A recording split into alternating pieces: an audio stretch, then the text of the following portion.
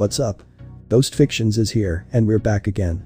This is the third part of a story where Issei was trained by both twin sons of the legendary Dark Knight, Sparda, Dante and Vergil. But before we start, please consider subscribe to the channel and give this video a like. Don't forget to check the description for more informations.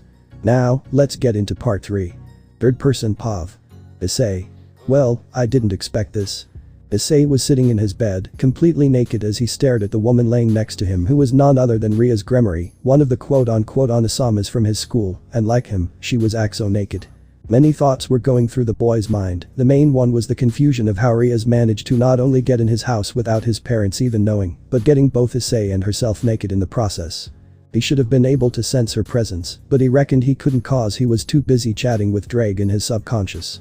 The brown-haired boy and the dragon do usually chat for a while, but it's not like Ria's would be invisible. Looking at her now, his senses were going crazy. She was not human, she wasn't like Rainer either, which only left one thing left. Ria's Gremory was a devil. A demonic being hiding in the human world. Sounds like a wild tale that Dante would love to hear, but if he was here he would have shot Ria's and moved on. But Issei wasn't Dante, and he wasn't Vergil either. He wasn't just gonna kill her.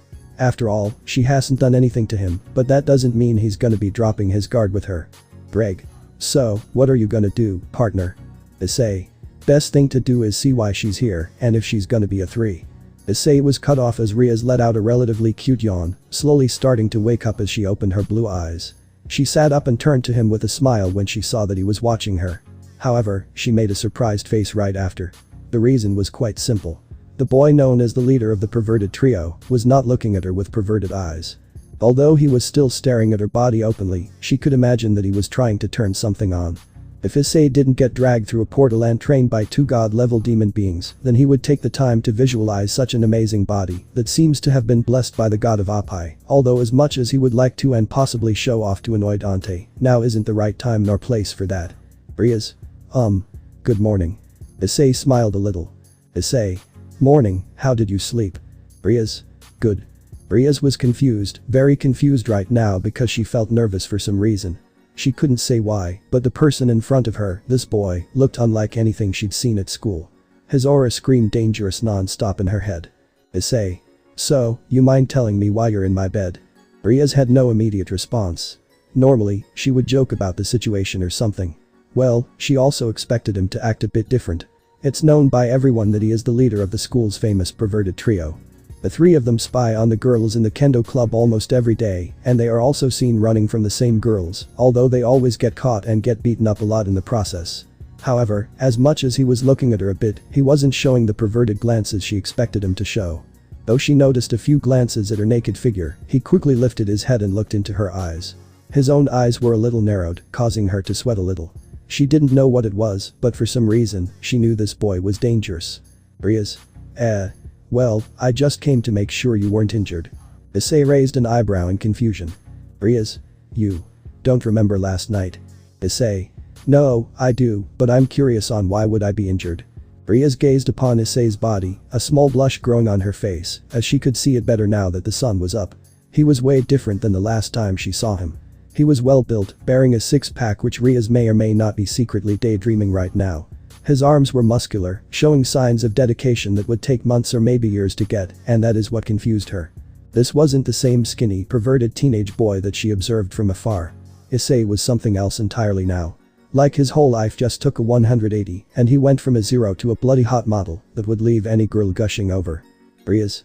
Well, actually, why aren't you more shocked about our current situation? Issei. You mean the fact we're both basically naked in the same bed? Ria's nodded. Issei. I was at first, but there's absolutely no way I had sex with a hot woman like you. Especially since I just got back from my date. Ria's blushed a little from Issei calling her a hot woman, but she shook this feeling off as she still remembered the look he gave her, nor the strange feeling of danger. Ria's. Thank you for the kind words, but what do you remember about your date? Issei crossed his arms. Issei. I remember everything, especially the fact that Yuma turned out to be a fallen angel named Rainer. He then gave Ria's a serious expression. Issei. So, are you here to kill me? Devil. Ria's eyes widened for 2 reasons. The first was the fact that he knew that she was a devil, and the second was that his tone shifted so quickly. She will definitely need to keep an eye on Issei, otherwise she could end up dead. Ria's. And no, of course not. Why would I have a reason to? Before Riaz could finish her sentence, the footsteps of someone coming up the stairs was heard. Issei, wake up. You're going to be late for class. It was his mother's voice. Riaz saw Issei panic as soon as he heard her voice. Probably because he doesn't want his mom to see her naked in his room. But why did she feel like it sounded like something else? Issei, I'm already awake. I'm already getting ready, don't come in. Nikki, it's the same thing every night and every morning. When will you learn to wake up early and go to school without me having to call you? Issei, I already told you not to come in. However, the woman did not listen and opened the door. The sight before him was of Issei struggling to put on a pair of underwear and Riaz sitting on his bed with a small smile on her face. Issei was completely frozen, rather like his mother, who stared at the two in bewilderment. Riaz, good morning. Riaz's small smile and wave. Issei, though still frozen, was able to turn to the crimson red-haired devil with an amazed look at what she just said. Nikki, good morning. Silence filled the air for a brief moment. None of the three dared to make a move or speak until. Nikki, please get ready for class soon.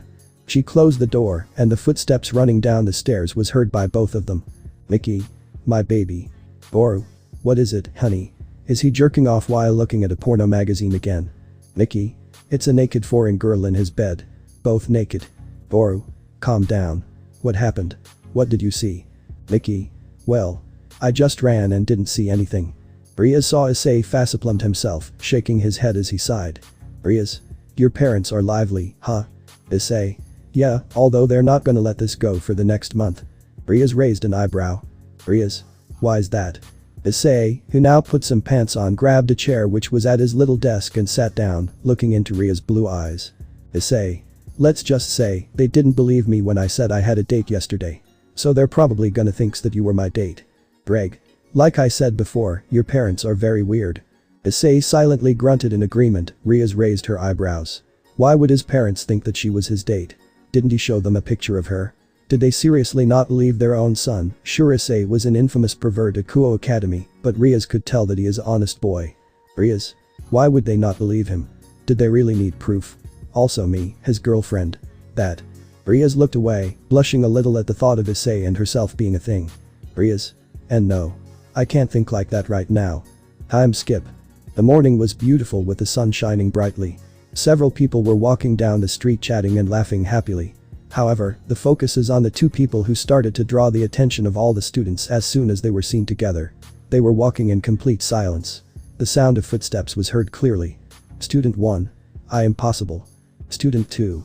Riaz Wani-sama. Student 3. Why is she with that pervert? Student 4. He's going to corrupt her. Student 5. That can't be.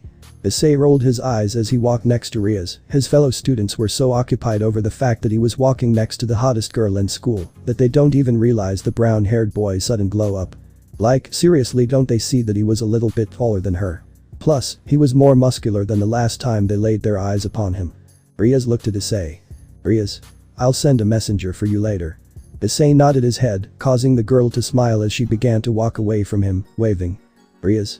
See you later, Issei. Issei watched Riaz disappear from his point of view, letting out a small exhale from his noise. The stares from his fellow students were like daggers, but he simply ignored them as he walked into the school. Issei. Man, I could go for some pizza. Greg. Seriously? Now? Issei. What? I'm hungry. Greg groaned. Why did Dante have to corrupt his partner with his obsession with pizza and strawberry sundaes? He would much rather have Vergil corrupt the boy's mind with gaining power, but then again, he probably wouldn't shut up about gaining more power. Greg. One of these days, you're gonna be the death of me. Issei rolled his eyes, but then he felt something. His body reacted, moving his head to the side in time to dodge a punch that caught the wall he was near. Reacting again, he raised his right hand and stopped another fist that was also coming towards him. Confused, he looked at the two people who attacked him. Motohama, the one who ended up with his fist in the wall, and Mitsuda, the one who had his fist pinned by Issei's hand. Stares and whispers of disbelief filled the hallway where they stood. Motohama. You fucking traitor. He pulled his fist out of the wall, without any signs of damage. Issei raised his eyebrows at the shout, and also at the fact that Motohama didn't seem to have hurt himself punching the wall. Not to mention the speed he came running at, so Issei doubted Motohama had managed to stop his fist in time to not hit the wall. One of Issei's hands was behind his back, the same hand he used to hold his bag. Mitsuda. Yes, you bastard. Explain yourself, you bastard. Indeed, the punch Mitsuda sent was very strong. Mitsuda is a former athlete, so it's to be expected. Issei let go of his hand as he glared angrily at the two. Issei. Explain what? Explain why you two want to hit me, you pieces of shit. Several people were watching their verbal fight, wondering what the hell the trio were doing now. Motohama. Oh, are you going to play the misunderstood now, traitor? Of course we want an explanation of why you're coming to school with that hot Ria's Gremory. Issei blinked, and soon after, a big perverted grin appeared on his face. Issei. Tell me, my great friends, have you ever seen naked breasts in front of your eyes? As soon as those words left Issei's mouth, the two froze. Issei, with a victorious smile, started walking towards the classroom, missing the stares he was receiving. Two people were upstairs, watching everything that happened. One was Ria's. The other was a young woman with glasses. She had a slender body, black hair cut short and violet eyes. Her name is Sona, Ria's best friend. She was watching the boys' two friends unfreeze and start running, shouting curses at Issei. Sona. Is that him? Ria's nodded her head. Ria's? Yes. Sona. Well, I must say he seems to have potential. Dodging and blocking blows without having a view of where they were coming from is something to mention. Even if he has just been reincarnated and the blows are coming from normal humans. Ria's? Actually. Sona raised an eyebrow, hearing a shift in her friend's tone. Ria's?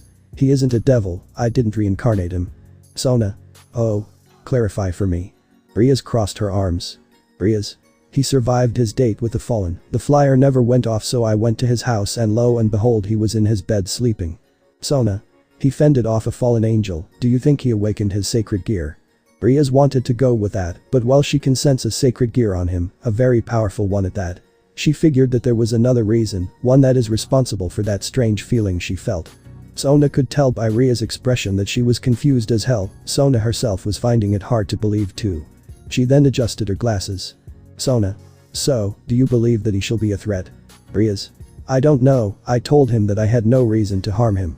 But. She looked at Sona. Ria's. He also looked different when I woke up. He didn't look at me in a perverted way, but rather like he was analyzing me. It was very strange. My body froze for a moment and my head was screaming dangerous when I looked at him, but that feeling went away quickly. Sona. Looks like there's something more about the leader of the perverted trio, huh? Ria's nodded her head. Time skip. Issei was inside the classroom.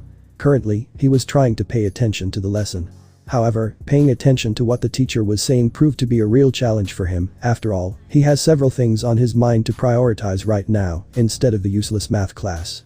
Basic math was enough, just what people would actually use in their lives, but no, they actually have to put in those damn equations that no one will ever use after they finish school. Issei soon felt something as he saw someone approaching him, but when he saw who the person was, he couldn't help but feel annoyed. Issei. Great. It's the pretty boy. The person was a handsome young man with short blonde hair, blue eyes, and a mole underneath his left eye. He wore a standard Kuoh Academy boys' school uniform, which consisted of a black blazer with white accents over a white long-sleeve dress shirt with a black ribbon on the collar, matching black pants, and brown dress shoes. Girl 1. Kiba-kun, don't go near him. Girl 2. What? What does Kiba want with the pervert? Girl 3. He's going to corrupt him. Girl 4. He'll defile our prince. Girl 5. No. Kiba approached Issei, with a smile on his face.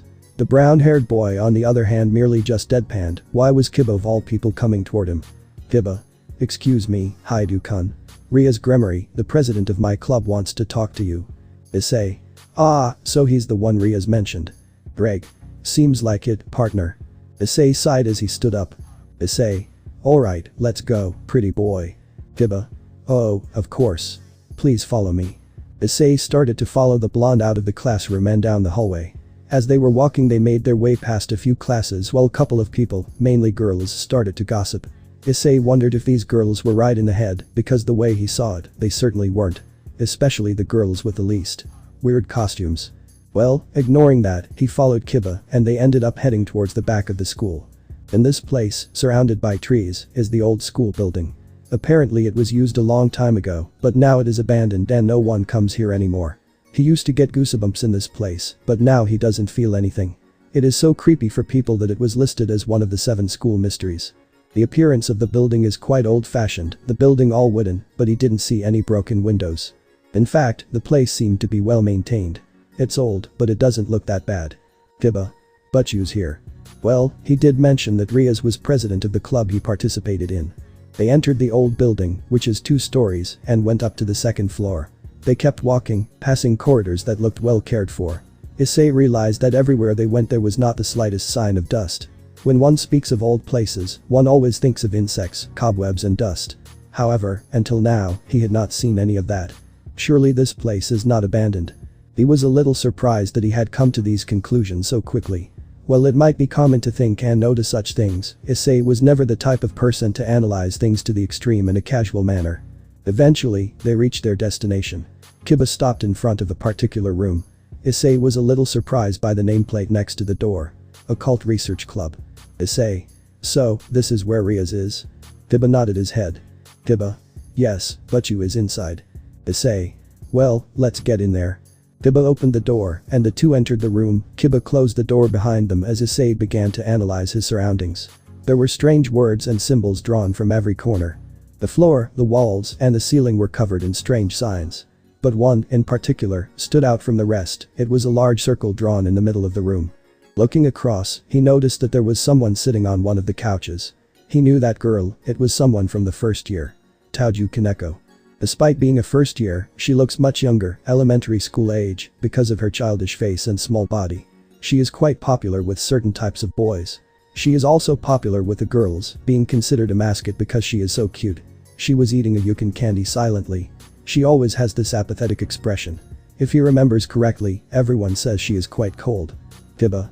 This here is Hyoudou Issei. Issei. Nice to meet you. Kaneko just nodded silently as she continued to eat her chocolate, causing the boy to sweat drop a little. However, his ears soon perked up as he heard a noise. The sound of water running, coming from the back. Was that the sound of a shower? The sound of running water was interrupted. He quickly realized that at the very back of the room was a shower curtain and a shadow behind the curtain. The shadow of a girl. But you, over here. Riaz. Thanks, Akeno. The curtain opens, and Riaz is standing there, wearing the customary school uniform. She looked quite seductive. As soon as she looked at Issei, she gave a small smile. Riaz. Sorry, I couldn't take a shower yesterday because I had to spend the night with you. So I was taking one. Issei. All good, don't need to worry. He soon noticed that there was someone behind Riaz. The person was a beautiful young woman with a voluptuous figure, very long black hair, and violet eyes. Her hair was tied in a long ponytail, reaching all the way down to her legs, with 2 strands sticking out from the top and sloping backward, with an orange ribbon keeping it in place. Issei had a feeling that this person was the one called Akeno. There was no one else in the room besides himself, Kiba, Riaz, Kaneko, and that girl. Akeno. Ara. A pleasure to meet you, cutie. My name's Akeno Himejina. She smiled at Issei in a polite way. Her smile was something that Issei didn't trust. His instincts were screaming at him to be careful of her. This set the brown-haired boy on high alert. He'd better keep a close eye on her and keep his distance. Although, she emitted an aura similar to that of Rainer. Issei didn't know why because the aura felt off. Riaz. It seems that everyone is already present. Now then, Issei, would you like to take a seat? Issei didn't see why not. He doubted it was a trap because if it was then Kaneko wouldn't be sitting down. The brown-haired boy sat down on the same couch as Kaneko, but he saw that she insisted on keeping a distance from him. Issei just let it go and kept focusing on what was in front of him. Akeno. Would you like some tea? Turning his gaze to Akeno, he saw that she had a cup of tea in her hand. The tea didn't appear to be poisoned or tampered with. Issei. I appreciate it. He took the cup from her, making the black-haired girl smile. He then took a sip. Issei. It's very good. Akeno. Ara. I appreciate your compliment, Fufu. Issei sweat dropped. What the hell was wrong with this woman? He turned his attention to Riaz, who sat on the other couch, right in the middle. Akeno was seated next to the crimson-haired girl with Kiba standing next to her. Riaz. I'm gonna cut right to the chase. How did you survive the attack from the fallen angels? Issei. Wow, that was very direct. Riaz. No ordinary human would been able to, that even ignoring your sacred gear, so. How did you do it? Issei chuckled. Issei. You're right, no regular human would be able to. But, I'm no regular human. He then looked at the group, one of his eyes red while the other blue. Issei. Sort of similar to how all of you are devils. She nodded her head. Riaz. Yes, you are correct, Issei. The brown-haired boy watched as bat-like wings sprouted from their backs. Riaz. We are devils. Issei chuckles as he stood up. Issei. Well, since we are revealing things. Issei turned around as he started to lift up his shirt, causing Rias, Akeno, and even Kaneko to start blushing as they got to see the boy's muscular body. But their expressions soon shifted into ones of shock, Rias being the biggest as they gazed upon something on Issei's back. No words could describe what they were looking at, if they did then it would simply be the word. Beautiful. Issei. Call me the successor of the Dark Knight, Sparda. Meanwhile. Mallet Island. Also known as the Infernal Gate, Mallet Island was a place shrouded in mystery, a realm that no ordinary mortal had ever set foot on. It existed as a hidden enclave, completely invisible and absent from any known maps or records. Within the annals of Mallet Island's history, it held a significant role as the focal point of the Prince of Darkness, Mundus, and his nefarious scheme to forge a portal connecting the human world with the demon realm. Alas, his grand plan never came to fruition, as he was ultimately defeated and sealed away by the skilled devil hunter Dante. Together with his companion Trish, Dante managed to escape the island aboard an antiquated biplane. Mundus, the prince who had usurped the throne of the demon world and claimed dominion with the aid of his loyal ally Sparda, had crafted what he believed to be a flawless plan. Little did he expect that it would crumble before his very eyes. That day, Mundus made several critical errors, and one of them would prove to be his downfall. Following Mundus's defeat, Mallet Island lies in ruins, a desolate wasteland devoid of life, both flora and fauna. The demon underworld has become a breeding ground for constant power struggles, as numerous demons strive to rise and seize the vacant throne. This is not the first time such a shift in power has occurred, as witnessed when a mysterious demon named Urizen emerged seemingly out of nowhere. Yet, currently, the throne remains unoccupied, and the battle for supremacy rages on relentlessly. However, destiny possesses its own enigmatic ways, capable of shaping both favorable and unfavorable outcomes. Approaching the remnants of the ancient castle on Mallet Island is a figure cloaked in darkness, concealed beneath a flowing black robe. The face of this mysterious individual remains obscured as they steadily advance toward their destination, traversing the wreckage with purpose.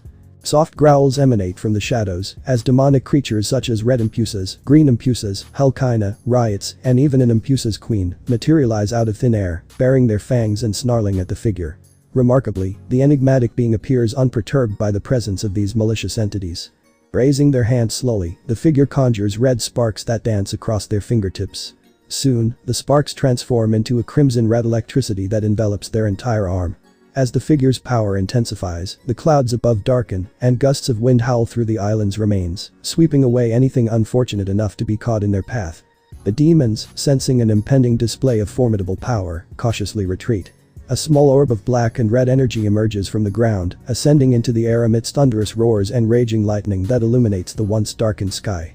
The figure, filled with a sense of delight, watches as the orb gracefully descends into their waiting palm, instantly restoring the sky to its former tranquility. The demons growl in confusion, exchanging perplexed glances as the figure turns their attention towards them. An inexplicable force seems to emanate from the figure's gaze, causing the demons to instinctively recoil. Although the mysterious individual does not exhibit overt hostility towards the demonic entities, they begin to walk away from the ruins. Driven by curiosity and a familiar resonance, the demons find themselves compelled to follow the figure, their instincts urging them to trail behind this enigmatic being, to embrace their leader. Their king. Third person Pav. Issei knows that he shouldn't be spilling the beans of what he was to Rias and the others, especially since they haven't really gained his trust. But he doesn't sense anything hostile from them, plus he doubts that they will be able to piece anything together. Like Rias and Akeno, he could see they were trying to find out who Sparda is, but they'll only turn up empty-handed since Sparda isn't from this world. So the chances of them discovering who the truth was already in the zero department. But Issei still wasn't sure how the underworld worked in both this and Dante and Vergil's, for all he knew they could be connected or they could be completely separate things. The two never really taught him much about it, except teaching him THR basics of its history, that it's a place where all the demons dwell and that was it. Trish, being from the underworld, knew more than the twins. However, she told Issei to not think about it much, considering he had to stay focused on the goal he had at the time. He saw the confused looks he was getting from Rias and the others, he had to say it was a little funny, but he won't say anything. Rias? Sparda? I've never heard of that name before. Akeno? I haven't either, who is it Issei-kun? Issei merely chuckled, lowering his shirt much to the annoyance of Rias and Akeno, because they were unknowingly and secretly taking pictures of Issei's muscular body, but now they can't anymore. Issei. Sorry, I'm not gonna spoil anything for you just yet. I want you all to find out on your own. Rias. I see, well then. Do you have any questions you want to ask me? Issei crossed his arms, he already knows about the three factions and the sacred gears, thanks to Drake and his many years of experience. However, a thought tugged in the back of his mind and has been for quite some time now. Issei. Yeah, I have one, but I'm not sure whether or not I should say it. Rias. Please, ask away. I'll answer any question I can to the best of my abilities. Issei nodded in understanding before he grew a serious expression. Issei. Did you know that fallen angels were in Kuoh? That one thought had been plaguing the brown-haired boy's mind for a while now. He had wondered why Rias hadn't taken care of them. A part of him feels like she was trying to do something sinister, but he wouldn't be sure unless he gets it from her. Rias, taken aback by Issei's sudden change in attitude, had to say that he was very intimidating. But she soon composed herself. She had a feeling that he would ask that question eventually. Honestly, she was surprised that it wasn't the first thing he asked them when he walked into the room. He already known that they weren't human, so he probably knew the trainer was a fallen angel pretending to be a human. Rias. I did. Issei. So, mind telling me why you didn't take care of Rainer? Rias let out a small sigh. Ri. Unfortunately, it's not that simple. Issei raised an eyebrow in confusion. Issei. What do you mean? Can't you just go up to them and just kill them? Rias shook her head. Rias. No, both the angels and fallen angels possess light holy weapons which is very fatal to us devils. But not only that, since we haven't made contact with them. We don't know their intentions, so if we just randomly killed some fallen angel then. Issei. This could start a war between the devils and the other factions again. Rias nodded her head. Issei. Well, Rainer wanted to cause harm to me. So is that more than enough proof? Rias. It's proof, yet we don't know if it's only her that wanted to cause you harm. We have no idea how many fallen angels are in Kuoh, they have been hiding their presence very well. She wasn't lying, Issei could tell because she wasn't displaying any of the obvious signs of deception. However, this situation was quite tricky. A group from another faction had entered their territory, but they couldn't simply go and eliminate them. Such an action might trigger another war, which was something they wanted to avoid. Bragg had mentioned the war during one of their joint sessions. He explained that it had lasted a considerable time before the three factions finally agreed to a truce. The loss of countless lives must have occurred during that conflict, with the devils likely suffering more casualties due to the vulnerabilities of the other two factions. Issei couldn't blame Rias for her cautious approach. If he were in her position, he would have likely made the same decision.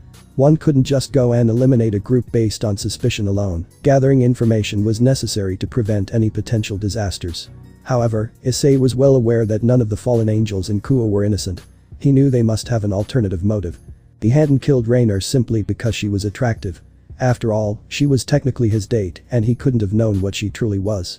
But if circumstances escalated and it came down to it, he wouldn't hesitate to take decisive action, even if it meant ending her life. He only hoped that such a situation wouldn't arise anytime soon. Issei. So what are you gonna do about them now? Rias. For now, nothing. Until they do some severe, then I can't risk a war between the devils and the fallen. Issei nodded in understanding, rubbing the back of his neck. However, something soon came to his mind which happened earlier today. Issei. Oh yeah, I never got a chance to ask this, but what did you do to my parents? Rias. Oh that, well you see. Flashback.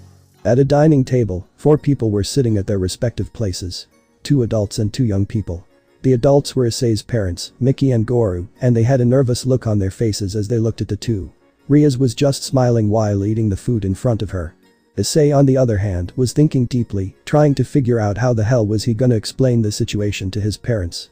As he told Rias, they'll probably think that she is Yuma, who to them was just the girl the brown-haired boy made up to make them believe he actually got a date. Mickey. So. What is your relationship with my son? Rias. We're good friends. Issei sweat dropped. Issei. Who the hell is going to believe that? Goru. What kind of friends sleep naked in the same bed these days? Rias only smiled. Rias. Actually, it's quite normal. However, right after Rias said that, Issei felt something strange. It felt like it was a surge of energy, but at the same time, something else. He didn't know how to describe it really, since he hadn't experienced the magic of his world supernatural just yet. Although, as he looked at his parents he saw something interesting. Both. I see, so it's normal with kids these days, huh? Issei was confused. What just happened to his parents? Why were they acting like that? He casted a small glance at Rias, who was still smiling, her eyes shining red instead of blue like they were before. What was that? Was that magic? It had to be magic because there's no way they could agree that easily after those suspicious looks they sent him just a short while ago. Flashback end. Rias. I just used magic to alter their memories a little bit. Issei. You. Altered their minds. Rias nodded. Rias. Yes, I could tell that you were getting uncomfortable with them asking those questions. So I used my magic to make them believe that what I said was normal. Issei. Well, I'm glad you managed to do that, please don't do it ever again. Well, not without telling me first cause you worried me. Rias nodded her head. Rias. Very well then, is there anything else you wanna know? Issei. Not really anything that comes to my mind at the moment. Rias smiled. Rias. That's alright, but we have more to talk about if you don't mind. Issei. Sure. I got time to talk. Time skip brought to you by Kung Fu Panda 4. The sun was slowly setting over the horizon as Issei was making his way down the street, his mind going over all that he had just learned from Rias. In short, most of the original devils perished in the war that happened a long time ago. Because of that, they started collecting servants in large numbers. The devils have a low fertility rate, and because of that, they would not be able to oppose the fallen angels who are in much greater numbers. So, they look for humans with high potential to reincarnate into devils. Rias made it clear that most did not force people, but she did not deny that there are those who do. The devils created the evil pieces system to reincarnate humans based on chess pieces, just because they like to play the game of chess. The angels used the playing cards, which in turn were able to reincarnate many more humans than the devils. Issei, well, he doesn't play much chess, he knows the rules, having played in the past. Rias also gave a brief rundown on the effect of chess pieces on those who are reincarnated, which are quite similar to the game itself. The queen is worth 9 pawns. Queen pieces have all the characteristics of rooks, knights and bishops, making them the most balanced piece, as well as the most powerful. Within peerages, queens typically act as their master's second in command, overseeing the rest of the peerage. Rooks were worth 5 pawns. Rooks gain superhuman strength, leading to high attack and defense. However, they are not very fast and can be easily defeated by a speeding opponent. Knights are worth 3 pawns. Knights gain increased speed and mobility, allowing them to perform high-speed attacks and maneuvers. However, their main weakness is their low defense, making them vulnerable to powerful attacks if not careful. And another weakness, although Rias didn't mention it, is their own legs. If the legs get injured, the knight's mobility is greatly reduced. Rias was the king, Akeno the queen, Kaneko the rook and Kiba the knight. Then, finally came the pawn. The characteristic of pawns is the ability to promote themselves to each of the other pieces, with the exception of the king, in enemy territory, or with the permission of their king. This made him wonder, what would have happened if he got reincarnated by Rias instead of being sucked through that portal? What would his life be like then, since Rias mentioned that if he rose through the devil ranks, he could have his own peerage? Which means that if he was his old self, all the members could be females. Issei chuckled a little. Issei. Gotta say, kinda jealous of the devils. Greg. Partner, what you are is way better than being a servant to some random devil. Issei. I know, Drake. I was talking about getting my own peerage, that would be nigh. Before Issei could finish his sentence, he moved his head to the left a little as a light spear went by. His immediate thought was Rainer, but looking at the spear which had pierced a nearby tree. That doesn't seem to be the case. Greg. Partner, it. Issei. I know. Issei placed his hands in his pockets, turning his head and saw Donasik, who was surprised that Issei managed to dodge the attack. Donasik. You were able to dodge that? Well, looks like your devil enhancement is really kicking in, huh? Issei. And you are meant to be. What? A rip-off Michael Jackson? If so then piss off, the moonwalk is mine. Donasik was a little annoyed by this as he slowly walked toward Issei. Donasik. I can't sense your master's presence, I don't even sense a magical symbol on you. He then grew a smirk. Donasik. Well, it doesn't matter, really. He summoned another spear and threw it toward Issei, who once again moved his head to the left as the spear went flying past. Donasik. You were able to dodge again? Issei. Yeah, cause you suck at throwing them. Donasik growled as he summoned 2 more, black feathered wings sprouting from his back as he took to the sky. Another spear was thrown, and again Issei effortlessly dodged by moving his head. However, as soon as he looked forward again, there were 2 more spears of light coming towards him.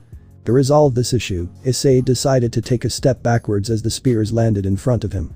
The boy looked up at the fallen angel, who was fuming with anger at this point. How can a mere reincarnated devil be dodging all of his attacks? Issei.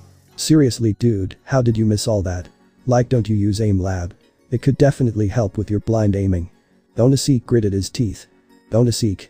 If only that bitch Rainer did her job, then I wouldn't have to clean up her mess. Rainer. Issei. So you're working with her? Donasik. So what if I'm working with that bitch, what's it matter to yo? Without warning, Issei shot at him at great speed. Donasik's eyes widened at the abnormal speed. Even if he became a devil, he shouldn't be able to move that fast. He created a spear of light to counterattack, however, the same spear of light was cut like butter when Issei summoned rebellion into his hands, causing the spear to disappear into particles of light. Donasik's eyes widened as he quickly flew into the sky. A small spot of blood dripped from his cheek. He was unable to fully dodge that brat's attack. Donasik, what the fuck is happening? How the hell is he doing this? This kid moved too fast for someone who just reincarnated. Was a knight used on him? It's the only explanation. Still, why isn't he showing any expression at all?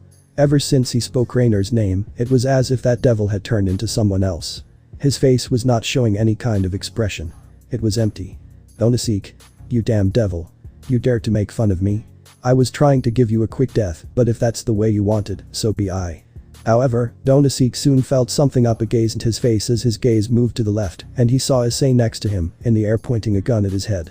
This shocked the fallen. How did he get up to him so fast? He was just on the ground a moment ago.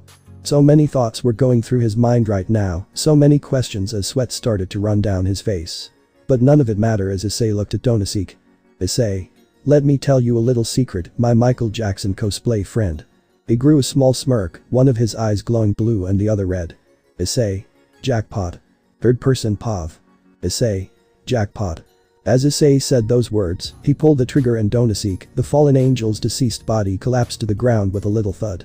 He put his gun away as he had to say, he was a little disappointed that Donasik didn't give him a real challenge. Issei was really expecting more from the supernatural in his world, he really hoped they all weren't this weak. Issei. I gotta say, that was pretty lame. Greg. Well, I do agree, partner. You have to remember that this fallen angel was probably a low-ranking one. This filled Issei with a little hope that he'll face some stronger opponents, but he hopes it's nothing like a god.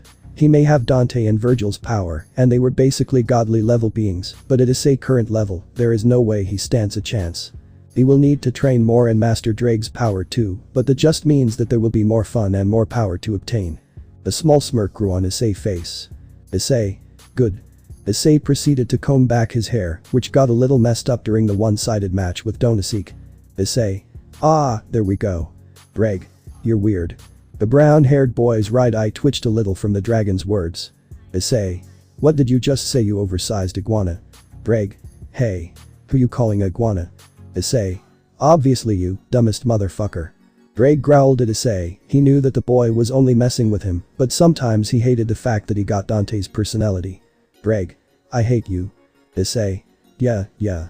Love you too, big guy. Deciding that he had already spent enough time, Issei turned and started to walk away from Donasik's deceased body before any more weaklings show up and foolishly try to challenge him. Time skip brought to you by Vergil. Feeling motivated. It was a new day, a fresh beginning in the town of Kuoh, as Issei strolled down the street toward Kuoh Academy. The boy hummed softly to himself as he traversed past the neighboring houses, aiming to stave off the encroaching boredom that threatened to overtake his thoughts. However, despite his best efforts, Issei found himself succumbing to weariness, evident in the faint yawn that escaped his lips. Issei. Man, I'm bored. Greg. That or you're still tired from last night. Flashback. Riaz. Issei, are you okay? You're not hurt anywhere, are you? Presently, Issei sat on his bed with his arms crossed, accompanied by a worried Riaz Gremory. She was clad only in her panties and underwear, as she had attempted to sneak into the brown-haired boy's bed while he was asleep. However, she soon realized that he hadn't returned home after their meeting earlier that day. While she waited for his return, she sensed a barrier being erected somewhere in Kuoh and was on the verge of heading to the location. Yet, as quickly as the barrier had appeared, it vanished, leaving her filled with worry. She feared that something might have happened to Issei, perhaps he had been injured, or worse, killed by a fallen angel. Fortunately, her anxieties were assuaged when Issei arrived at the front door of the Hyoudou household. Currently, Riaz was intent on inspecting his body for any injuries, to Issei's slight annoyance. However, he couldn't really fault her, given that all he had divulged was his status as the successor of Sparda and nothing more. She remained unaware that Issei was part demon or possessed incredible regeneration abilities. In her eyes, Issei had managed to survive another fallen angel attack purely by chance. Issei. Riaz, will you calm down? I already told you, I'm fine. Riaz. You don't know that. Issei let out a small sigh as he shook his head. Issei. Alright, will it put your mind at ease if I let you stay the night with me? Riaz fell silent, but eventually nodded in agreement. Issei. Okay, come on then. Issei removed his shirt, revealing his muscular chest, causing Riaz to blush at the sight. He settled into his bed, with the crimson-haired devil soon joining him, lying behind him with her chest pressed against his back. Issei. This is going to be a long night, isn't it? Greg, most definitely, partner. Luckily, we can train while your body rests. Issei silently agreed with the dragon as he slowly closed his eyes, allowing the embrace of sleep to overtake him. Flashback end. Issei. Yeah, you're probably right there, Drake. Riaz was very clingy to me this morning. The dragon grunted in agreement as he also noticed this strange behavior from the Gremory girl. Now while Drake hasn't had a proper conversation with her, he could tell that something was going on with her. He made a mental note about it and decided to keep an eye on her, maybe then he can find out why she was being so clingy to his partner. Drake doesn't sense any bad intentions from her, so she doesn't know about his existence and doesn't want to steal him. It's just so strange that someone of a noble devil blood like herself would act in such a way. Then again, it has been some time since Drake last saw any of the devils. Even during his time with his order host, he never heard any information about the factions since they stopped fighting one another. Issei continued walking, minding his own business as he came up to the corner of a street. He was about to walk across, but his continuation was soon halted. Beep. Hearing this noise caused Issei to turn toward the source, allowing him to see that a girl fell into the ground.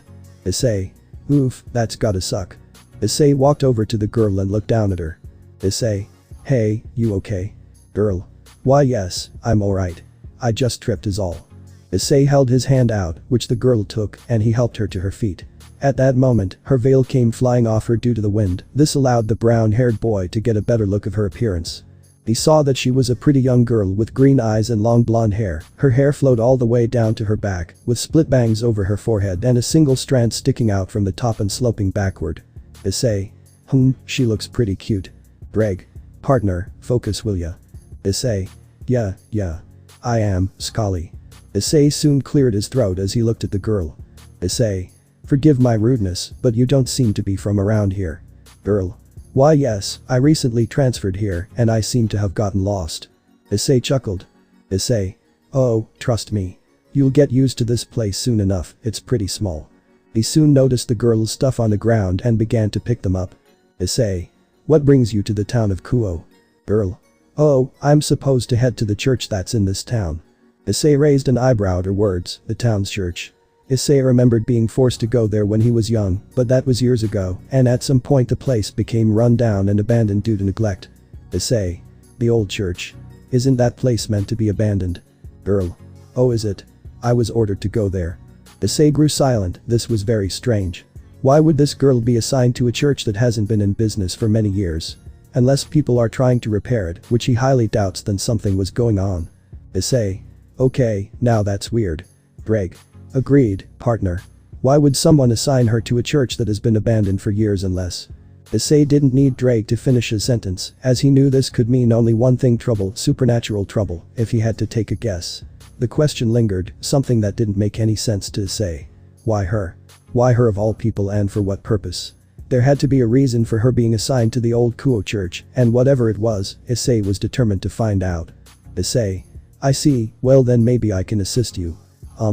Asia. Oh, my name is Asia. And if it wouldn't be too much trouble. Issei merely smiled. Issei. It wouldn't be much trouble. Also, since you introduced yourself, it's only fair that I do so as well. The name's Issei. Nice to meet you. Asia smiled back. Asia. It's nice to meet you too, Issei. But that out of the way, the duo started to make their way towards the church. As they walked, they engaged in small talk about themselves, as Issei was curious about Asia. Apparently, she was raised by the church when she was a young girl because she was left by her birth parents. This surprisingly reminded Issei of a certain duo back in Dante and Vergil's world, though he hoped that this church didn't aim to create a false god to wipe out humanity. As they continued towards the church, they noticed a little boy up ahead crying, with a scratch mark on his leg. Issei observed that the boy, being around 5 to 6 years old, probably wasn't accustomed to pain. Issei. Ouch, that's gonna hurt. Asia rushed over to the boy and said something to him, which Issei unfortunately didn't hear. However, what he saw next left him stunned. He noticed a green glow emanating from Asia's hands. Issei. Drake, is that? Greg. Yeah, that girl has a sacred gear. Issei. You know which one? Greg. Unfortunately, I do not. I never came across many other sacred gears besides my rival. He continued to watch as the little boy's injury soon vanished, as if nothing had happened at all, making the boy smile. He stood up, thanked Asia, and was then called over by his mother, who had been looking for him. As the boy left, Issei walked over to Asia. Issei. Wow, that was amazing, Asia. Asia blushed slightly at Issei's kind words. Asia. Thank you, I just really like helping people and doing the right thing. Issei. Can I ask you something? Asia looked down, smiling a little. Asia. It's a gift from God. When I was being raised by the church, I prayed to God every day. One day, I found an injured bird, rushed over to help it, and a green glow appeared. God must have seen how kind and gentle I was and gave me this gift. Issei acknowledged that hearing Asia call her sacred gear God's gift wasn't far off, considering it was God who created them. The fact that Asia possessed a healing sacred gear made Issei wonder about the other sacred gears out there. Perhaps some had souls inside them, like Drag and his rival, but there was no telling if there were others. For all he knew, Asia's sacred gear could have a soul within it. Issei. I see. Shall we continue to the church? Asia. Oh, I nearly forgot. Let's go. And so, the duo continued their way towards the church, the rest of the journey passing in silence. After half an hour, they finally arrived at the church. It appeared just as Issei had imagined, abandoned, with discolored walls, holes, and shattered windows, giving off an eerie vibe. Asia looked at Issei and bowed to him. Asia. Thank you both so much. If it wasn't for you, I would have been wandering around lost. Issei smiled back. Issei. It's no problem, Asia. Asia. Would you like to come in for some tea? Issei shook his head. Issei, sorry Asia. I have school. Asia. Oh. He placed a hand on her shoulder. Issei. Not to worry, I can come by some other time and enjoy tea. This brought a smile to Asia's face as the two parted ways, Asia entering the old church while Issei turned and began to walk away from the abandoned building. Meanwhile, as Issei was walking away from the abandoned church toward Kuoh Academy, a considerable distance ahead of him, nestled in the heart of the woods, lay a majestic and tranquil scene. The sun beamed through the gaps in the trees, casting a warm glow, the flowers were in full bloom, and the animals were going about their business undisturbed. It appeared to be a picturesque sight, a moment of peace and beauty. Regrettably, this tranquility was short-lived as an unforeseen event unfolded. Suddenly, a crimson-red portal materialized out of thin air, startling the creatures in the vicinity. Startled by its abrupt appearance, the animals scattered in fear. Birds took flight while the deer dashed into the distance, desperate to escape the ominous presence of the portal. Emerging from the swirling red vortex, a dark mist billowed forth, followed closely by 3 luminous red orbs that emitted an eerie aura of impending doom. Third-person POV. Riaz. Don't ever go near that church again. Issei raised an eyebrow. Currently, Issei was in the occult research club room with Riaz and her peerage after arriving half an hour ago. Riaz asked Issei why he was a little late to school, with the boy saying that he had to help a girl named Asia. He had explained everything to them, from the blonde falling over up until he dropped her off at the church, which seemed to get Riaz a little tense. Issei. And why's that? I know it's abandoned and all, but there's gotta be a reason. Riaz nodded. Riaz. The church is enemy territory for us devils. By simply setting foot there, you could create a conflict between those on the side of God and us devils. Issei. It's a good thing I'm not a devil. Riaz. You should also stay away from those associated with the church, exorcists in particular, because they are blessed by God. Issei was a little taken aback by this. Stay away from Asia. Why would Issei do that? Asia seems like a really nice girl, both cute and caring. Even if she were a part of the church, Asia didn't seem like the type to harm others, even if they were devils. She was literally too innocent, like the only threat she poses to people is blinding them with her innocent smile. Plus, Issei promised to have some tea with her the next time he visits or sees her, and he doesn't want to break that promise. Issei. Riaz, I understand your concern. But you have nothing to fear. Asia doesn't even look like she can hurt a fly. Riaz. You don't know that, Issei. She could be tricking you, she may even be working for the fallen angels. Hearing that caused Issei to fall silent. Asia working for the fallen angels. No, she couldn't work with those individuals. The last one that tried to kill Issei seemed to be a total jerk, probably a secret pedophile as well. Luckily, he won't be grooming any children now that he had a bullet in his head. Either way, if Asia is working with the fallen angels, then Issei better hope that she isn't like them and get her out of there. Or else he will have to do something he doesn't want to do. After all, Asia was so kind during his short time with her, and Issei could feel that she genuinely wanted to be friends with him. He doesn't want to take that away from an innocent girl. He just has to hope that those fallen angels don't do anything to her. Issei. Maybe you're right, Riaz. There is a chance that Asia is working with them. He then put on a serious expression as his right eye glowed red while his left was blue instead. Issei. But until then, I trust her. Riaz was taken aback by not only Issei's eyes changing color, but from how serious he sounded. He wasn't anything like this the first time she laid her eyes on him. Back then he and his two friends were peeping on the kendo girls, getting chazzed by them, which she found a little amusing. Back then, she could tell that Issei didn't take many things seriously. His report card can back that up too. Though seeing the brown-haired boy being so serious just felt strange. Riaz. I understand, Issei. But you still circa. She soon halted as there was no point in trying to make Issei not see this Asia girl. He wasn't a part of her peerage, so she can't order him. She also doesn't know what Issei even is. Riaz can sense a sacred gear on him, but there was also something else too. He was sure, but whatever it was is very powerful and somehow familiar. Riaz let out a small sigh. Riaz. Just be careful, alright? You already gave me a heart attack from the incident last night. Issei couldn't help but chuckle as he crossed his arms. Issei, sorry Riaz. But knowing my luck, he'll probably be getting into more trouble in the future. Riaz blushed at the little nickname Issei gave her, which Issei found amusing. Riaz blushed even more, making Akeno and surprisingly Kaneko a little jealous from the attention their king was getting from Issei. Riaz. I'm not cute. Issei. Yes you are. Riaz pouted at Issei before punching his shoulder. Riaz. Stop it. Issei merely laughed at this, while Akeno and Kaneko were getting more jealous. Kiba on the other hand, he began sweating as he moved away from the two jealous girls. Kiba. I'm not gonna die today. Issei. You know, you're so easy to mess with, Riaz. You gotta be ready next time. But that, seeing that he didn't have anything else to say to Riaz, Issei turned and began to walk out of the occult research club because class was gonna start soon and the last thing he needs is getting yelled at by his teacher. As Issei left the room, Riaz's face was still red while she pouted. How dare Issei make a fool out of her? He was lucky that she was a kind person, otherwise she would have severely punished him for such nonsense. Akeno. You seem to be close to Issei. Riaz. Huh. Riaz looked at Akeno, who had a gentle smile on her face. But Riaz could feel the jealous aura coming off her body, making the crimson-haired devil narrow her eyes. Riaz. So what if we are? It just proves that he finds me prettier than all other girls. Kaneko. Cow. This remark caught Riaz's attention as she glanced over at Kaneko, who was munching on her chocolate while exuding a jealous aura akin to Akeno's. Riaz. What did you say, Kaneko? Kaneko turned her head towards Riaz, pointing at her king's chest area. Kaneko.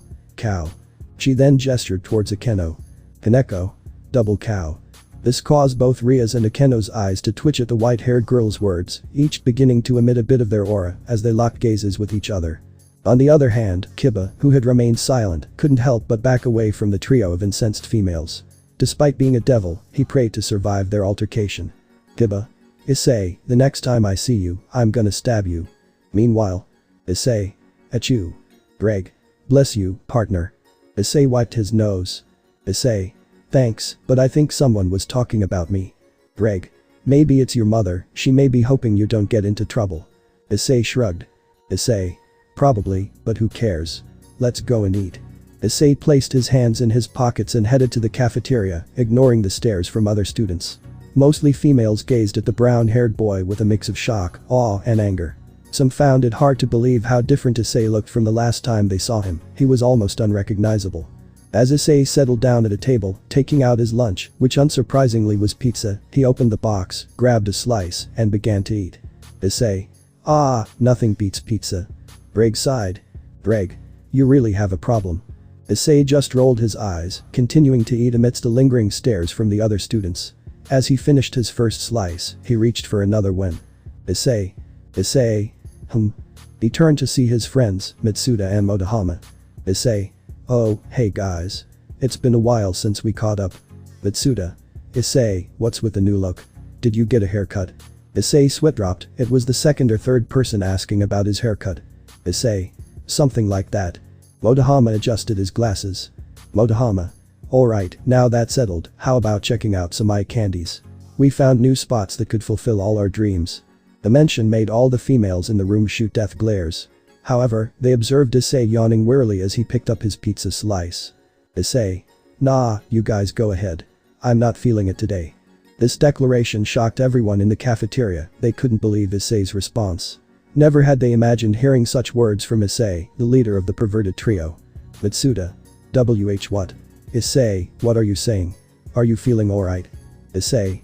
I'm fine, but you two go and have fun. I'll be here, enjoying my pizza.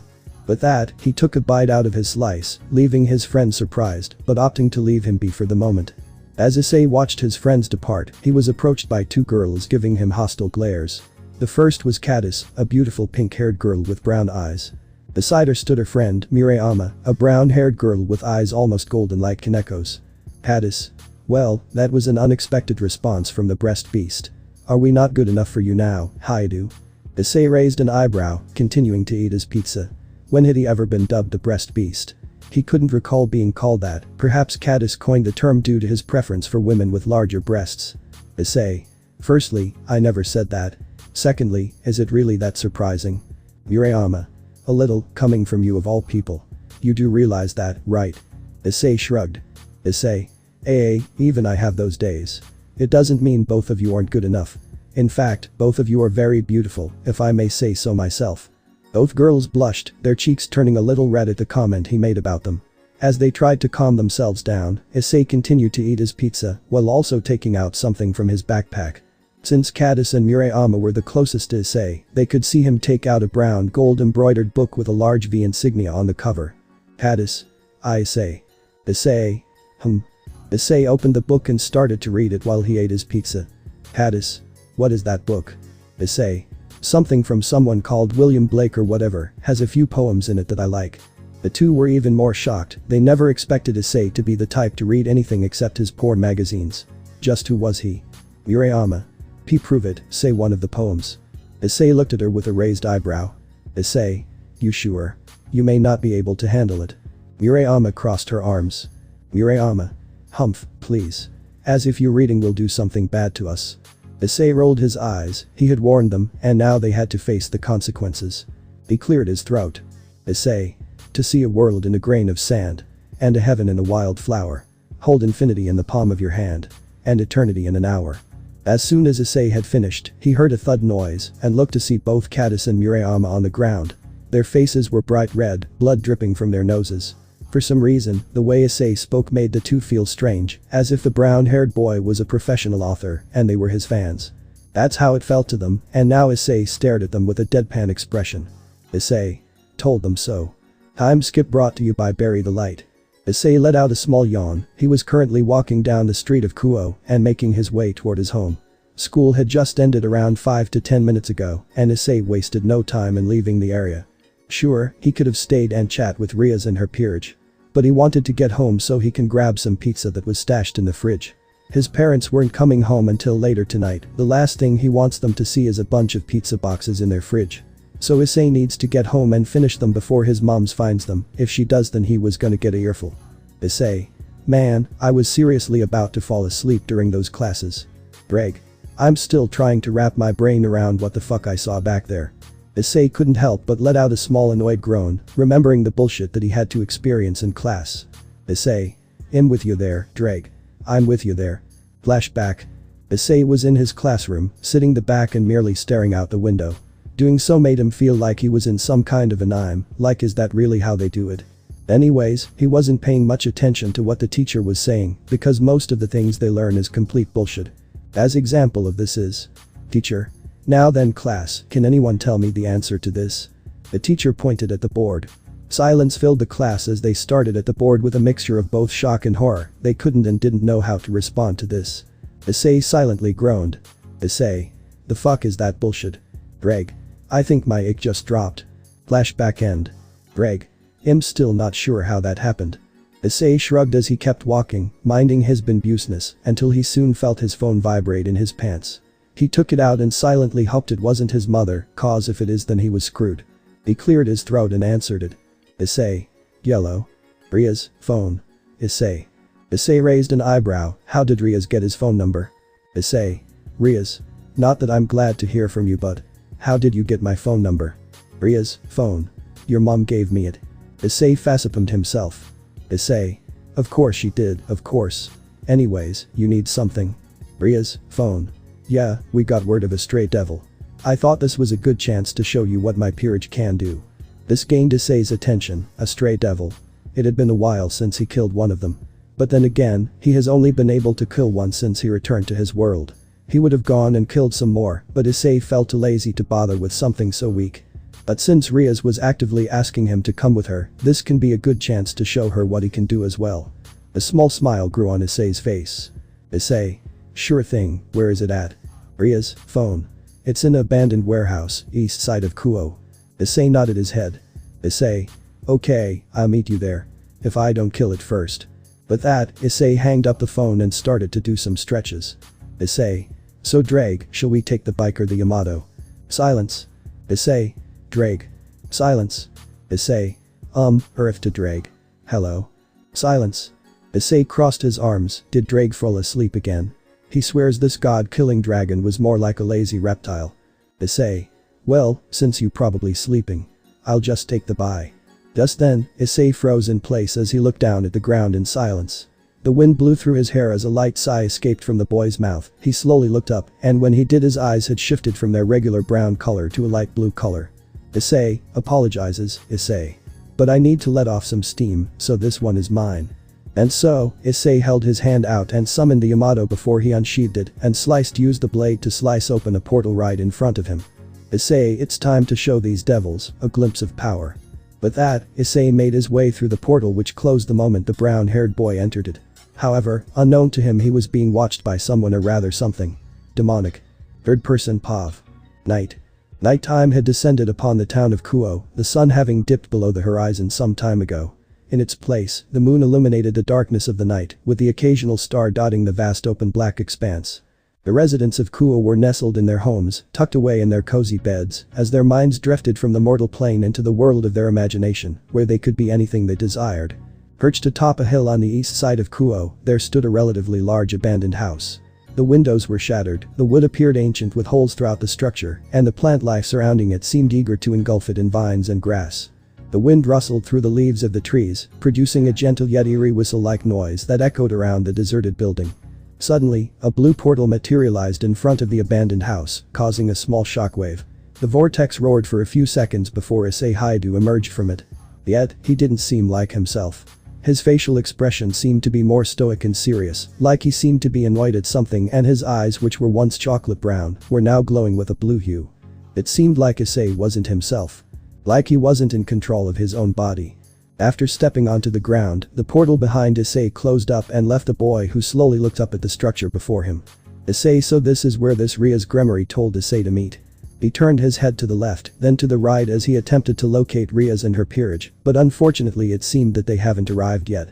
All the brown-haired boy could sense within the vicinity was himself and whatever resided within the house. This annoyed the boy a little. She called him out here to show off what her peerage can do, and yet she was running late. Whether or not she got held up by something was none of Issei's concern, nor did he care for the crimson-haired devil. Well, the one controlling the boy didn't care, but he won't say that out loud. Issei let out a small sigh. Issei, no point in waiting for their arrival, this won't take long. With the Yamato in hand, Issei cautiously approached the front door, or rather, what remained of it, and gingerly pushed it open as he ventured into the dilapidated structure. The scene inside mirrored the chaos outside, objects strewn about haphazardly, gaping holes in the floor and walls, torn wallpaper fluttering in the slight breeze, with vines and grass defiantly reclaiming the space through crevices. Moreover, there appeared to be a smattering of shattered glass littering the ground, catching the dim light that filtered through the dusty windows, casting fractured reflections across the desolate room.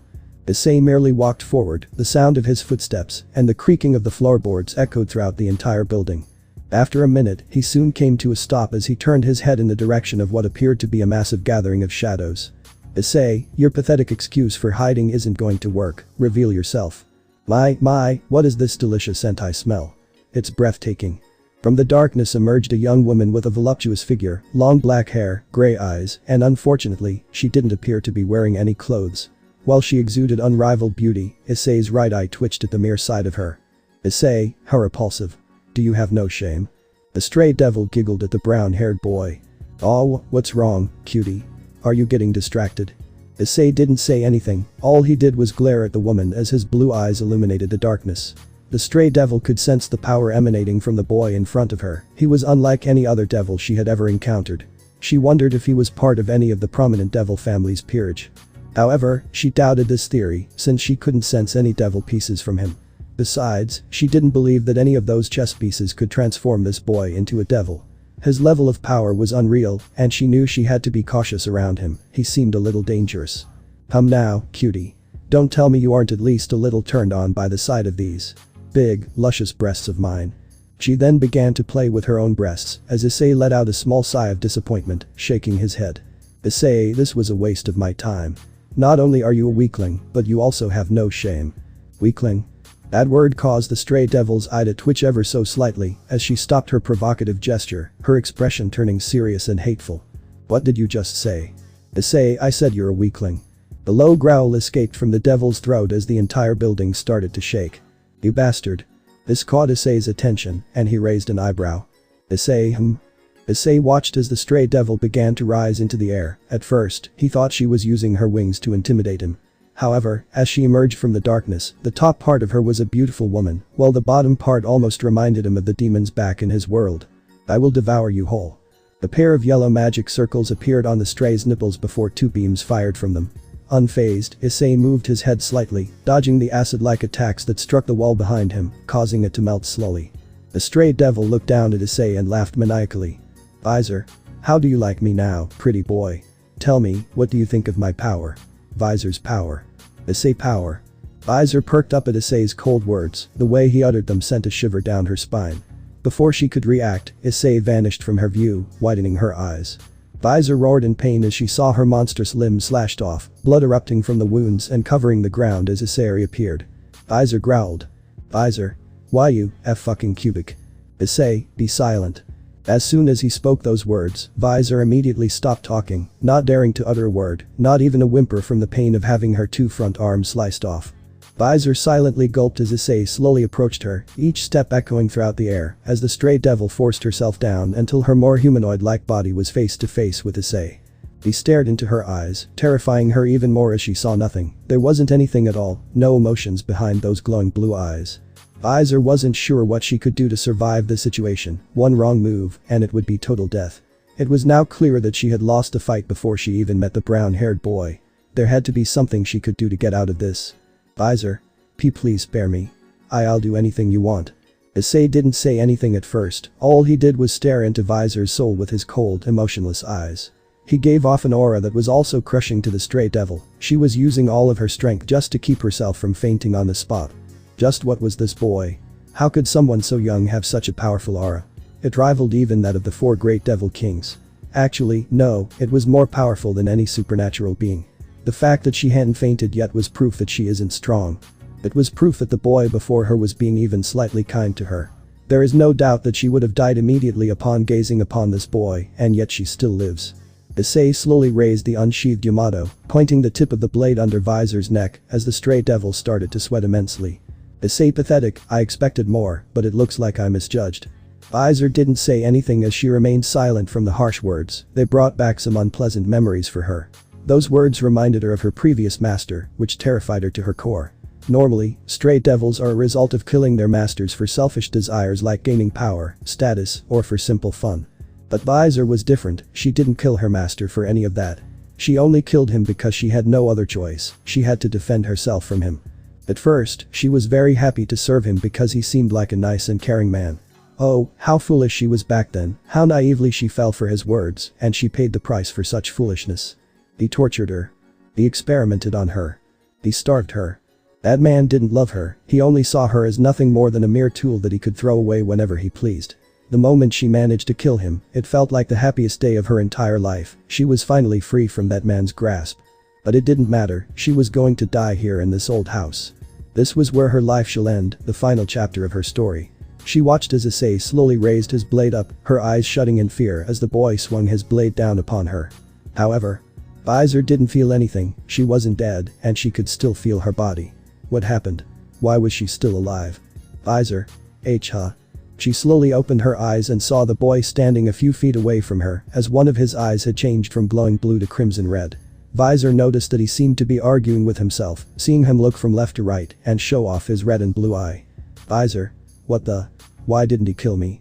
Issei let out a small sigh of annoyance as his crimson red eye soon returned back to blue and he looked over at Visor, who flinched. Issei, it seems that you get to live another day. He slowly walked back over to her.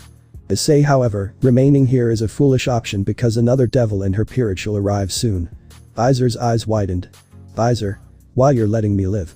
Issei pinched the bridge of his nose and let out a small sigh. He was against this because he usually slays those weaker than him. However, after some convincing from a certain annoying twin, he has decided to spare her. Issei, against my better judgment, yes. Issei soon sensed something as he looked back, seeing a faint red glow emitting from outside, which caused him to narrow his eyes. Issei, they're here. Visor? Huh? Issei swung the Yamato and sliced open a portal, surprising Visor, because she had never heard of a sword being capable of slicing reality. It wasn't a holy sword, since it was giving off a demonic aura, but she had no idea what it was. He turned to her. Issei, go. Visor didn't respond as she looked at the portal, deciding not to stick around to see what would happen. She got up and slowly made her way through the portal, which was luckily big enough to fit her monster size. As the portal closed, Issei walked over to an old window and picked up a large piece of cloth. He quickly tore it up and used it as a cloak since his guests had just arrived. With the cloak now over his body, Issei walked over to a plastic chair, seemingly the only thing untouched by time, and sat down upon it. He had to admit, this felt nice. He would keep this chair when he was done with his guests. Now then. Issei, I sensed your presence. Standing at the front door was Riaz and her peerage. They had wanted to wait for Issei to arrive, but the brown-haired boy hadn't been answering any of Riaz's messages, so they decided to go on ahead. Riaz. Killing your master to fulfill your lustful desires. Your sins are worthy of 1,000 hells. In the name of the great Duke of the Gremory House, beg or meet your death. Issei, you wish to claim my life. But don't get cocky. He grew a small smirk. Issei, if you think you stand a chance against me. He let out a small chuckle as he slowly stood up from his plastic chair, causing Riaz and the others to feel tense, as they could feel the sheer aura coming off the stray devil, and it was definitely a powerful one. Issei slowly turned to them. Due to his cloak, the only thing they could see was a singular glowing blue eye that stared into the depths of their souls. He held up the Yamato. Issei, show me your motivation. Third person Pav. Issei, show me your motivation. After uttering those words, a sudden chill ran down the devil's spines as they gazed at the mysterious figure. Each of them felt a sheer aura emanating from him, causing them to perspire slightly. It was evident that this level of aura didn't belong to a mere stray devil. No, they were dealing with something much stronger. As he locked eyes with the stunned devils, Issei, or rather the entity controlling his body, swiftly charged towards Riaz with immense speed before she could even process the unfolding events. Although Kiba was the first to react, swiftly summoning his blade to block the incoming attack, the force of the blow sent him hurtling back into a wall. Riaz and the others were taken aback. While lacking the brute strength of a rook, Kiba could usually hold his own in blade clashes. Witnessing the knight being flung by a seemingly simple slash attack caught them off guard. Riaz. Kiba. Grasping his side in pain, Kiba grunted and coughed amidst the settling dust. Meanwhile, the mysterious figure seemed unimpressed. Issei, tch, is that all you've got? Kiba slowly rose, narrowing his eyes at his assailant. It was clear this person was a formidable opponent. Getting into position, Kiba charged at Issei, attempting to land a blow. However, Issei deftly evaded Kiba's strikes, engaging in a blade clash with the blonde swordsman. Riaz and the onlookers watched in awe as sparks flew with each clash between Kiba and the enigmatic figure. As Kiba went for another strike, the figure leaped backward to dodge, landing gracefully on a nearby wall. Sensing the impending danger, Riaz invoked her power of destruction, hurling a ball of energy at the figure, who leaped off the wall just in time to evade the attack, initiating another clash with Kiba. Riaz. Kaneko, Akeno. Assist Kiba. The two nodded in unison. Akeno unfurled her devil wings, ascending into the air. Her form began to radiate a bright glow as her attire shifted from a school uniform to a white haori accented with red, a red hakama, and zmrai with white tabi. Akeno. Let's see how you handle this. Crackling with yellow electricity, Akeno directed a bolt of lightning towards the figure, who dodged swiftly. Attempting to advance towards Akeno, the figure was intercepted by Kiba's sword. The two clashed fiercely, the figure swiping his sword up Kiba's, aiming for a devastating blow to his face. Fortunately, Kiba evaded just in time, but was sent reeling by a powerful kick to the gut. Kiba. Arg. Kaneko rushed towards the figure, launching a series of punches that were deftly evaded. The figure seized her hand, locking eyes with her. Issei, this is no place for a child. Enraged, Kaneko grabbed the figure's arm, pulled him in, and delivered a forceful punch to his chest, sending him hurtling through the air. However, the figure quickly regained composure, landing a few feet away from Kaneko, eyeing her with a slow chuckle. Akeno promptly unleashed another lightning attack, but before it could hit, a mysterious entity appeared, blocking the strike with a cloud of smoke. Ow, that fucking stung like a bitch. Akeno. Huh. As the smoke dispersed, Riaz and the others beheld a strange being beside the figure, a demonic avian resembling a hawk, but larger in size. Its eyes boasted 3 golden pupils each, while its beak was uniquely configured with multiple segments. Bekeno. A bird. Avian. Hey. Don't call me a bird, cow tits. I'll have you know that I have a fucking name. Bekeno was both taken aback and slightly annoyed by the demonic bird's words. Bekeno. What did you just say? Avian. You heard me. Did puberty only affect your chest or what? The avian soon perched itself onto the figure's arm, ruffling its feathers to get all the extra dust out before turning the figure. Avian. So, kid, any reason I had to save your dumb ass? Issei, watch your tone with me, Griffin. The avian, named Griffin, immediately stopped talking and tensed up, sweat running down its demonic face. Griffin. Oh, hey boss. Had I known you were in charge, I wouldn't have spoken like that. Issei, why I am out is none of your concern, I also didn't ask for you to appear. Griffin chuckled nervously. Griffin. Why yeah, well, someone has to make sure the kid doesn't get himself bloody killed. He soon turned his attention to Riaz and her peerage. Griffin. So what's with the walking circus performance? Isn't it past your bedtime? Riaz felt a little annoyed by the avian's words, but ignored them for now as she stepped forward. Riaz. The better question is, who are you both? You have a demonic energy, but I haven't seen anything like you. Griffin. Wow, get a load of this, boss. A talking strawberry, we must be in a strange part of the underworld. Riaz glared at Griffin, a red aura slowly covering her body. Riaz. I would watch that tongue of yours, chicken wings. Griffin gasped. Griffin. The fuck you say to me, you little shit. Chicken wings, that's just insulting. Kaneko. He's right. Everyone looked at Kaneko, who had a neutral expression on her face, but she soon grew a small smirk as she pointed at Griffin. Kaneko. She meant KFC roadkill. This surprised everyone, mainly Riaz and her peerage, as they didn't know that Kaneko was capable of such a thing. After all, even around her fellow devils, she mostly tends to keep to herself, rarely speaks unless spoken to, and is a girl of few words. Plus, Kaneko is a very serious person and rarely smiles or even laughs. After saying what she had just said, Kaneko had a confident smirk on her face, while Riaz giggled a little, Akeno had a smile on her face, and Kiba was trying his best not to laugh, visibly shaking as he contained his laughter. Akeno. My. That was pretty good, Kaneko. Kaneko. Thanks. Both the figure and Griffin, on the other hand, had completely different reactions than the devils before them. For the avian demon, he was very pissed. No, that word alone doesn't describe how he currently feels about this. He was furious, beyond outrage by what the white-haired girl had just called him. How dare she call him such a thing? She'll have him know that he was a very powerful demon. Griffin growled as he glared at Kaneko, sparks of electricity slowly appearing all over his feathery body. Griffin. Now listen here, you little fucking shy. However, Griffin was cut off when the figure raised one of his arms. Unlike his feathery companion, the figure wasn't fazed by Kaneko's shot at the avian, because he finds such things a waste of time. In fact, because of Griffin's interruption, he no longer felt the need to continue this fight any longer. There were also 2 other reasons, but that was the main one for now. Issei, Griffin, I think it's time you return back to where you came from. Griffin. Huh, but boss, that little shit called me KFC roadkill. I can't let this pussy get away with that. The figure shot Griffin with a cold glare, causing the avian to freeze up as he fell on their arm and landed on the ground. Griffin. Alright. I'll go back, just stop with the glare. Issei, good, now go. Griffin let out a small sigh, shooting Kaneko an annoyed glance before she and the others watched him slowly begin to transform into what appeared to be a black dust-like substance, before slowly moving towards the figure and went into his body. This surprised Riaz and the others. They knew that Griffin had to be some kind of familiar, but they didn't know one that could transform themselves into black dust. The figure turned his attention towards Riaz, his glowing eyes staring deeply into hers.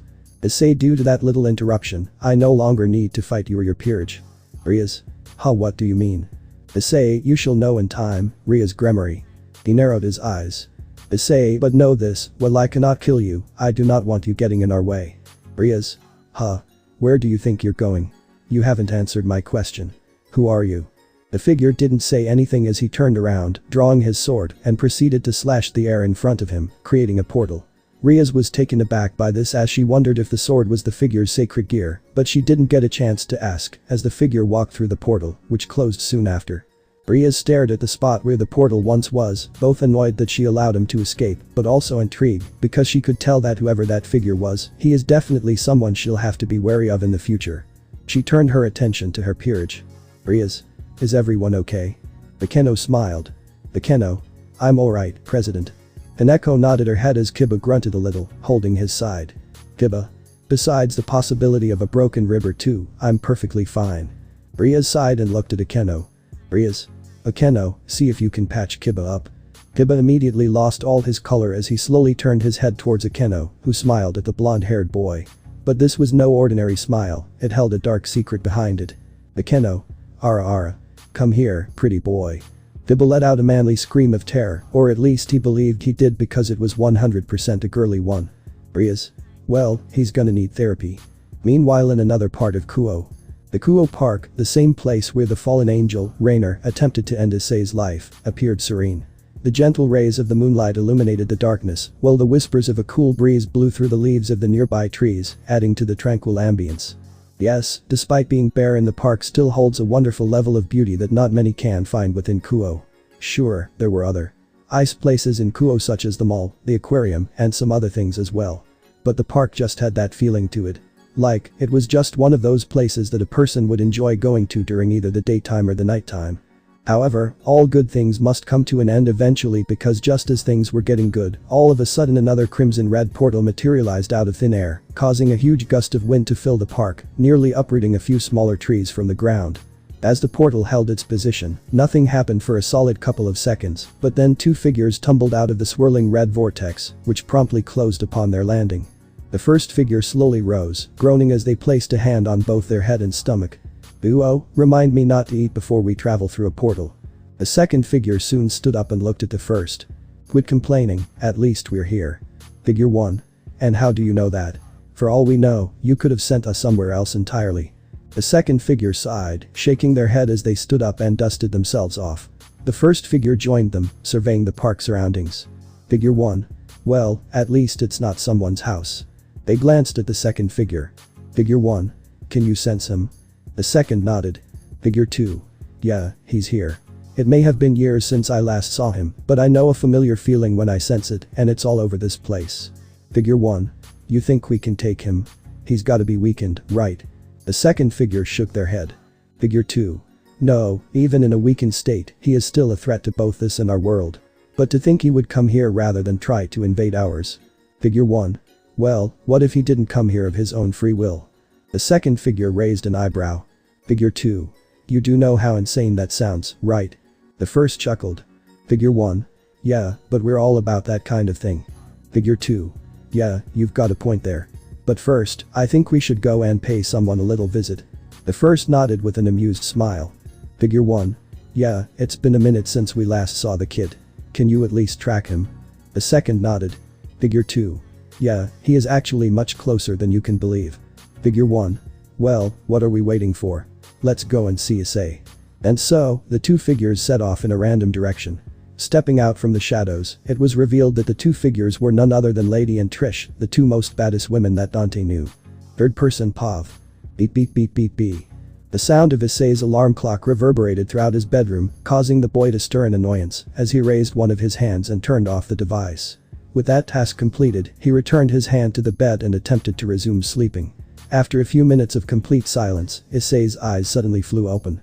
Startled, he swiftly sat up and observed that he was not only in his bed, but inexplicably back at his house, which left him deeply bewildered. Issei. What the heck? Issei was uncertain how to interpret the situation. Why had he returned to his house? The last thing he could recall was receiving a call from Riaz, informing him about a stray devil that needed to be dealt with. Beyond that, his memory was a complete blank. Issei. Why am I back in my bedroom? His focus shifted to his arm. Issei, hey Drake. Do you know what happened? Silence. Issei. Drake. Silence persisted. Issei pinched the bridge of his nose and released a small sigh of frustration. Despite Drake's immense power to slay God, he seemed to act more like a lethargic lizard. Issei. For goodness' sake. He lightly slapped his own arm. Issei. Wake the fuck up. Suddenly, a green glow enveloped Issei's arm as the boosted gear emerged and the gems shimmered. Drake. Who? What? Why? Issei. Finally, you're awake, lazy dragon. Drake groaned. Drake. What do you want, partner? It's too early. Glancing at the clock, Issei noted it was nearly 8 o'clock, meaning he had a short time before he needed to depart for Kuoh Academy. However, his attention returned to the boosted gear as he deadpanned at it. Issei. It's almost 8 o'clock. Why are you so tired? Greg yawned. Greg. Not sure, just am. Issei rolled his eyes, stood up and stretched, eliciting a satisfying crack from his right shoulder. Issei. Anyway, Greg. Any idea what happened to us? Why am I back in my house? Greg. What do you mean, part? Greg fell silent as he surveyed their surroundings through the boosted gear, confirming they were in Issei's bedroom. This puzzled the Welsh dragon, as he was fairly certain he hadn't fallen asleep after their conversation. The last thing he remembered was discussing a math question with the brown-haired boy's teacher. Additionally, he recalled Issei receiving a phone call, although the details were hazy after the ringtone. Something seemed amiss with his partner. What had transpired, and how? As Drake was connected to Issei's soul, he typically had access to the boy's memories, providing insights into his host. However, an unexpected complication arose, hindering his ability to recall events following Issei's phone call. Issei immediately took note of Drake's silence and knew that something was definitely wrong. Issei. Drake, is something wrong? Drake. Unfortunately, there's an issue.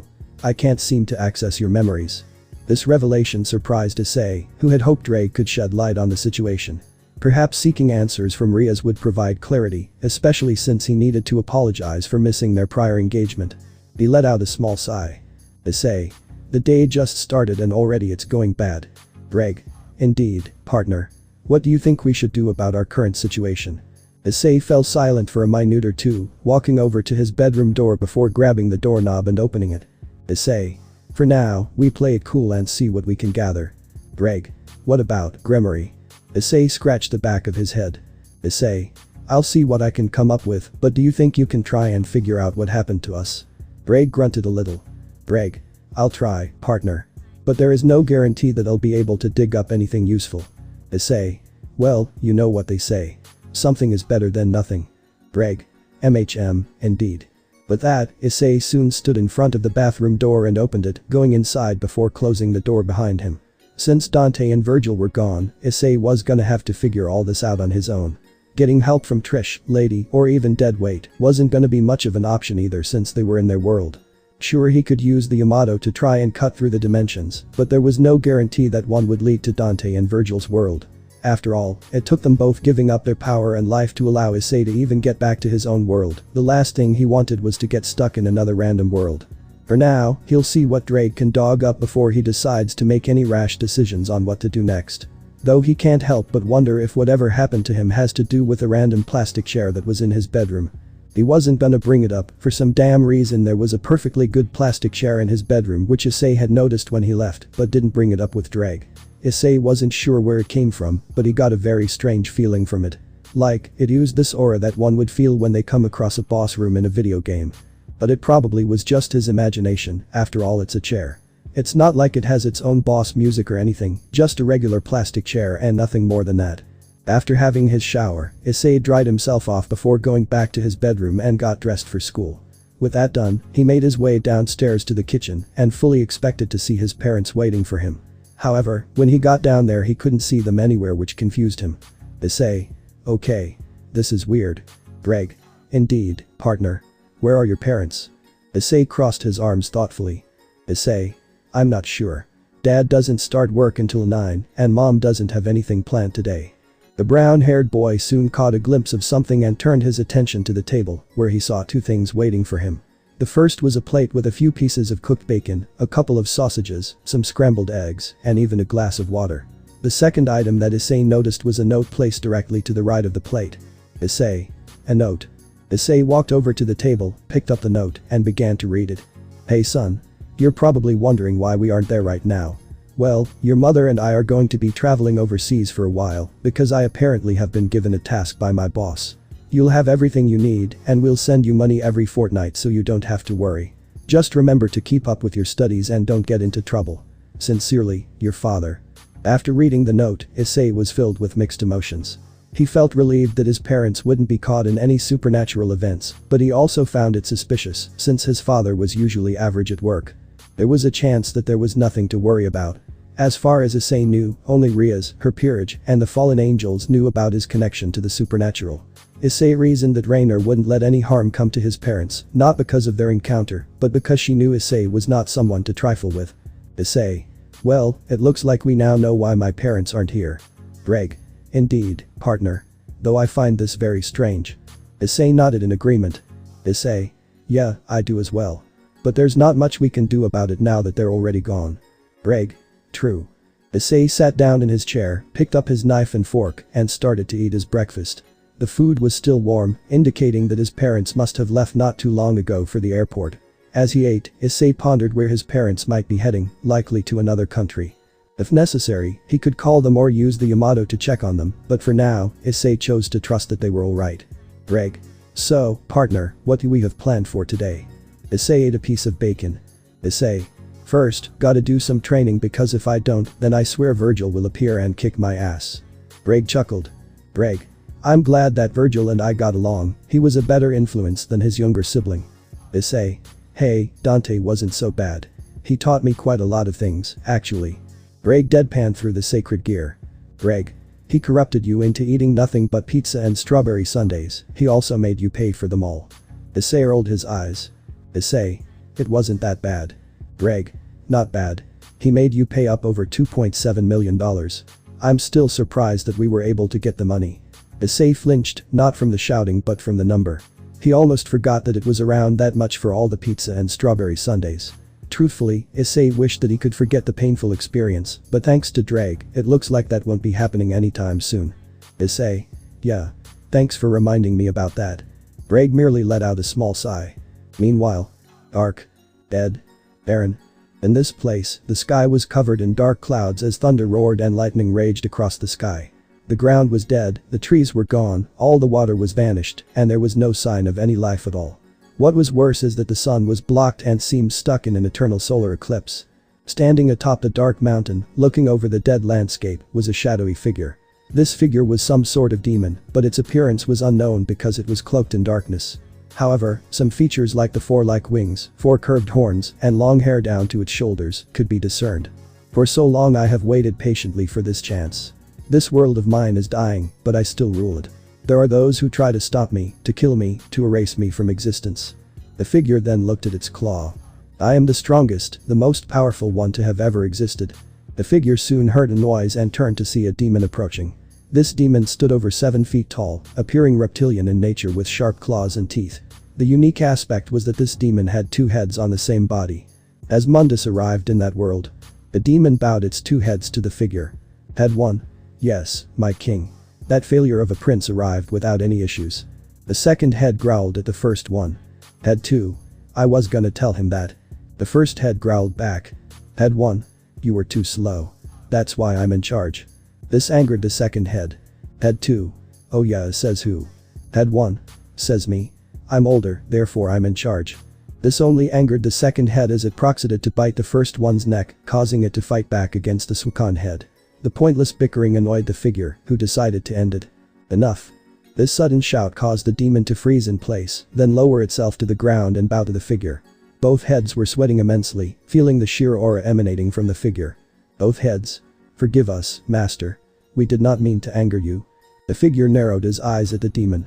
Perhaps putting you two in charge was a mistake. Maybe I should put someone else in charge, someone who will get the job done without bickering. The 2 heads' eyes widened. Head 1. No, master, we can do this. Head 2. Please. Give us another chance. Silence filled the throne room as the figure stared down at the demon. The figure let out a sigh of annoyance. Very well, but this is your last chance. The demon bowed to the figure once again. Both heads. Thank you, master. We will not fail you. With that, the demon left quickly before annoying their master. Alone in the absence of the twin-headed demon, the figure stood in silence. I'm surrounded by idiots. He raised one of his claws, and an orb of fiery color floated before him, giving off a powerful demonic aura. Both you and Mundus couldn't kill one of the spawn of Sparda, but you should be able to kill a mere human, even if he has their power. The figure's eyes began to glow a deep crimson red color. It doesn't matter how powerful he is, even with their power and that sacred gear of his. Even if the forces of his world's underworld and heaven join forces against me. Remember these words, readers, and remember them well. The figure then turned and looked at the readers, his crimson red eyes burning into their souls as he had an expressionless face. I am the true Demon King. That's it, guys. Thanks for watching and supporting us. See you in the next part.